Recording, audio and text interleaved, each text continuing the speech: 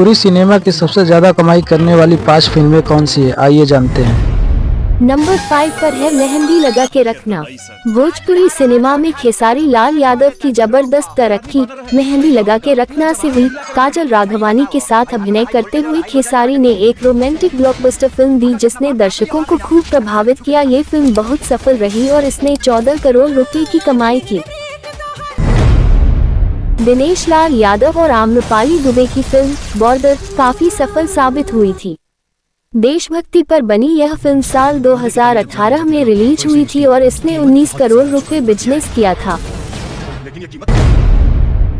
दिनेश लाल यादव यानी कि निरहुआ भोजपुरी सिनेमा का चर्चित चेहरा है और इनकी अधिकांश फिल्में बड़े पर्दे पर सफल साबित होती है।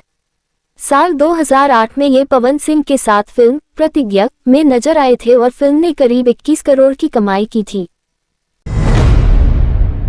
बड़े सितारों से सजी फिल्म गंगा देवी साल 2006 में रिलीज हुई थी। फिल्म में अमिताभ बच्चन, जया भादुरी, नगमा, निरहुआ, गुलशन ग्रोवर जैसे बड़े कलाकार शामिल थे और फिल्म ने करीब 30 करोड़ का बिजनेस किया था। साल 2003 में एक्टर और पॉलिटिशियन मनोज तिवारी ने भोजपुरी सिनेमा में कदम रखा था। फिल्म ससुरा बड़ा पैसा वाला से मनोज ने अपनी एक्टिंग प्रतिभा का परिचय दिया था और यह फिल्म अब तक की सबसे हिट फिल्मों में शुमार है।